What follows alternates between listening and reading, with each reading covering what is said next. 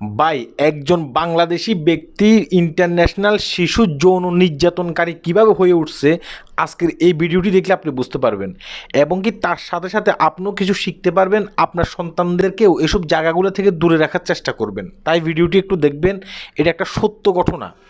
গতকালকে মালয়েশিয়ার royal police কী করছে, একজন বাংলাদেশি ব্যক্তিকে আমেরিকা এফবিআই পুলিশের হাতে তুলে দিছে। এখন বাংলাদেশি একজন ব্যক্তিকে কেন মালয়েশিয়ান রয়্যাল পুলিশ এখানে বিচার না করে আমেরিকার আইনশৃঙ্খলা বাহিনীর কাছে তুলে দিছে, সেই গল্পটাই বলি। আমাদের বাংলাদেশের জুবাই নামের একজন ব্যক্তি, তিনি মালয়েশিয়ার একটা কলেজে পড়াশোনা করেন। অর্থাৎ তিনি বাংলাদেশ থেকে এখানে স্টুডেন্ট বিষয়ে আসছেন, এসে এখানে পড়াশোনা করেন। এবং কি তার পাশাপাশি তিনি আরেকটাও কাজ করেন। সেই কাজটা কি জানেন? সেই কাজটা হচ্ছে যে ব্ল্যাক মার্কেটের কাজ।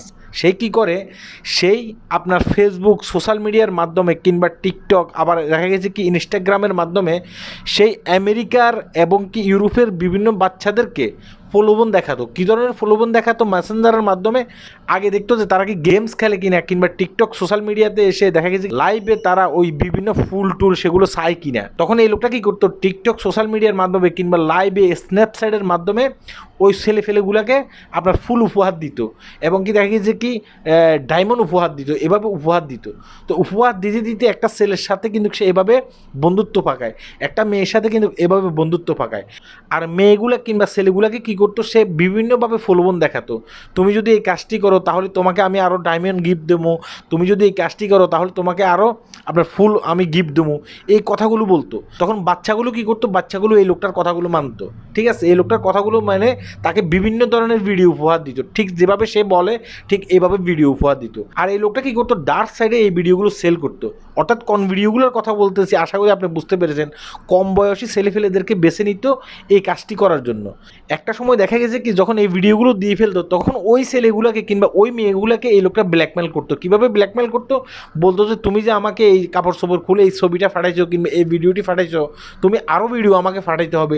তুমি যদি আরও ভিডিও না ফাটাও তাহলে এই ভিডিওগুলো তোমার মা বাবার কাছে দিয়ে ফেলবো। এভাবে কিন্তু তাদেরকে ভয়ভীতি দেখাতো। ঠিক এইভাবে আমেরিকার একজন নাগরিক, ছোট্ট একটা মেয়ে আলাস্কার, সেই মেয়েটাকে সে অপহরণ করে যাচ্ছে দিনের পর দিন তার কাছ থেকে আপনার এই ধরনের ছবিগুলো সংগ্রহ করে যাচ্ছে। তখন মেয়েটা বিরক্ত হয়ে কী করছে, ওখানকার আলাস্কার পুলিশের কাছে গেছে। পুলিশের কাছে গিয়ে বলছে যে কেউ একজন আমাকে এভাবে ব্ল্যাকমেল করতেছে দিনের পর দিন।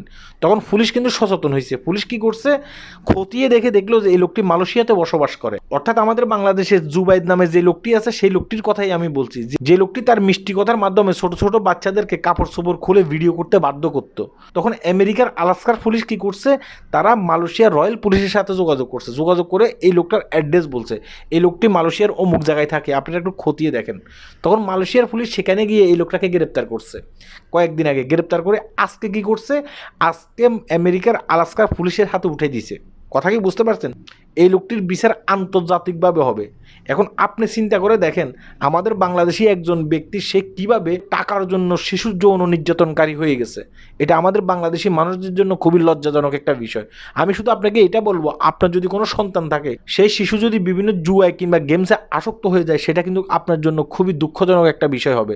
তাই বলবো যে বাচ্চা কাচ্চাদেরকে মোবাইল দেওয়ার আগে একটু চিন্তা ভাবনা করবেন। আপনার বাচ্চা মোবাইল দিয়ে কী করতেছে, সে কী গেম খেলতেছে, একটু চিন্তা ভাবনা করবেন। এই লোকটি বেশিরভাগই ইনস্টাগ্রাম ব্যবহার করতো। যেহেতু ইনস্টাগ্রামের যে মেসেজগুলো আছে না, মেসেজগুলো খুব সহজে ডিলিট হয়ে যায়। সে ভাবছে যে সে এইভাবে ফার পেয়ে যাবে, আর সে কিন্তু কোটি কোটি টাকা কামাতে পারবে। কিন্তু লাস্ট পর্যন্ত সে কী হয়েছে, আইনের জালে বন্দী হয়েছে। তাই আমি চাই না যে আমাদের কোনো বাংলাদেশি ব্যক্তি এভাবে গ্রেপ্তার হোক, দেশের বদনামি করুক, আমাদের প্রবাসীদের বদনামি করুক। তাই এই ভিডিওটি এই কারণেও করছি, যদি মনে হয় যে ভিডিওটি শেয়ার করা দরকার তাহলে ভিডিওটি শেয়ার করবেন, সবাই সতর্ক হতে পারবেন। আল্লাহ হাফেজ।